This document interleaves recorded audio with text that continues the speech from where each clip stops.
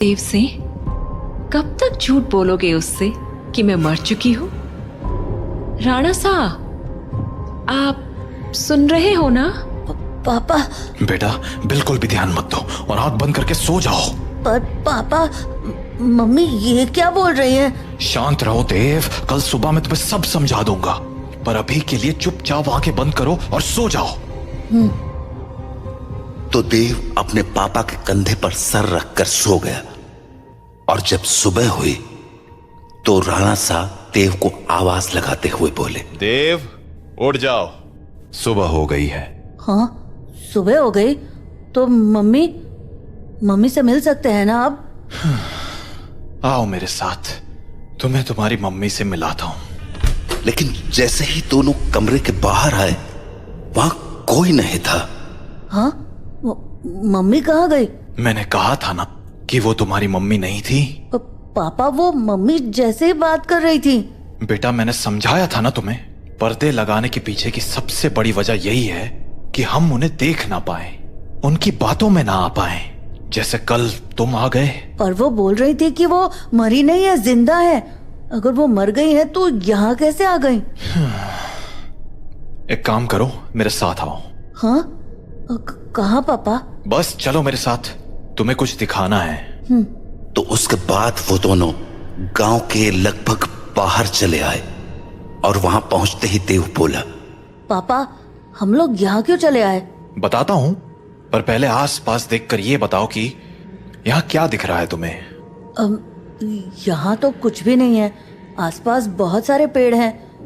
सामने गांव से बाहर जाने का रास्ता है और पास में बब्बन भैया का घर है। तुम्हें कहीं पर कोई बस दिख रही है क्या? हाँ, वो उस तरफ एक पुरानी सी बस है। क्यों? बेटा ये वही जगह है जहां तुम्हारी मम्मी की मौत हुई थी।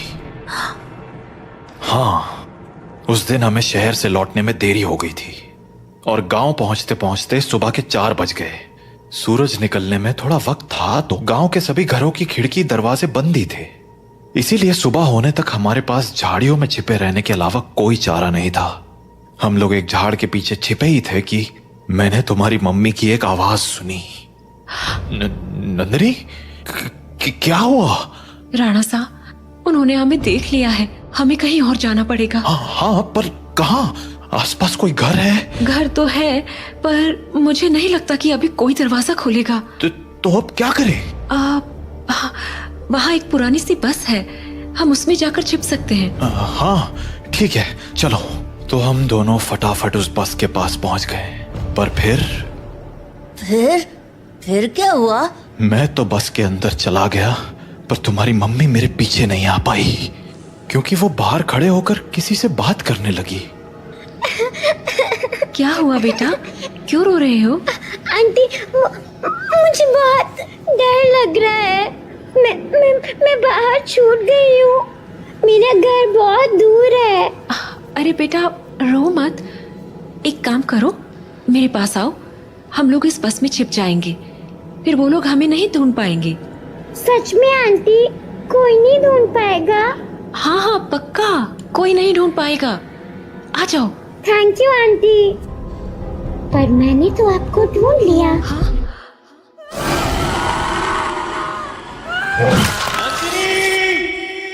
मैं नंदिनी को बचाने के लिए बस के बाहर जाने लगा, पर तब तक बहुत देर हो चुकी थी। बस को उन लोगों ने चारों तरफ से घेर लिया था। हेलो अंकल, बाहर आओ ना, खेलो हमारे साथ। और शायद मुझे देखकर हंसे जा रहे थे। हेलो अंकल, बाहर आओ ना, खेलो हमारे साथ। उन आवाजों को सुन मैं इतना घबरा गया कि अपनी जगह से हिल भी ना पाया, पर थोड़ी ही देर बाद वो आवाजें आनी बंद हो गईं और गांव के लोगों की आवाज सुनाई देने लगी। मैं समझ गया था कि सुबह हो चुकी थी, तो मैं बस के बाहर निकलकर तुम्हारी मम्मी को आवाज लगाने लगा।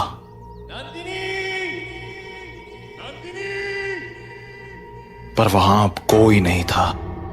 मैं कई दिनों तक उसके लौटने का इंतजार करता रहा, पर वो नहीं लौटी। फिर जब गांव वालों ने मुझे बताया कि रात 7 बजे के बाद उन बाशिंदों के साथ नंदिनी भी शिकार पर आती है। तो मुझे इस गांव का एक गहरा राज समझ आया। क्या राज? यही कि जो लोग रात को इस गांव में आते हैं वो इसी गांव के रहने वाले थे, पर उनकी मौत के बाद वो ऐसे बन गए। मतलब कल जिसे मैंने देखा वो तुम्हारी मम्मी नहीं थी बेटा, क्योंकि मरे हुए लोग वापस नहीं आया करते, इंसान बनकर तो बिल्कुल नहीं। अपने पापा से बात करने के बाद देव के मन में बहुत सारी बातें चल रही थी और वो उन्हीं ख्यालों में खोया हुआ काकी की दुकान में बैठा हुआ था कि तभी हर तरफ से घंटे की आवाजें आना शुरू हो गईं। 7 बजने वाला है, अपने अपने घरों की तरफ बढ़ते रहो। चलो चलो, घंटा बज गया, निकलो अपने अपने घरों को। अरे बुढ़िया तू फिर शुरू हो गई, बोला था ना ये सब फालतू की बातें। अरे बावड़े, दिमाग फिर गया है क्या तारा? जानता है ना 7 बजे के बाद बाहर के हुए कच्चा चबा जावेंगे वो बाशिंदे। अच्छा, और तुझे कैसे पता कि वो कच्चा चबा जावेंगे? क्योंकि आज तक जो भी रात को बाहर रुका है वो मारा ही गया है। अच्छा, फिर थारा राणा सा कैसे बच गया? हाँ, वो भी तो फंसा था ना रात को अपनी लुगाई के साथ। मैंने बोला ना, थारी फालतू बातें सुनने के लिए हमारे पास टेम ना है। जा निकल अब यहाँ से। हाँ जाता हूँ। इतना कहकर बब्बन वहां से चला गया, पर बब्बन की बात ने देव का ध्यान जरूर खींच लिया था। तो वो भी अब ये सोचने लगा था कि उस रात उसकी मम्मी तो मर गई, पर पापा कैसे बच गए। वो ये सब बातें सोच ही रहा था कि तभी काकी बोली, अरे छोरे, हाँ बात ना सुनी क्या तूने हमारी? बोला ना घर निकल। जी काकी। तो देव हड़बड़ाता हुआ काकी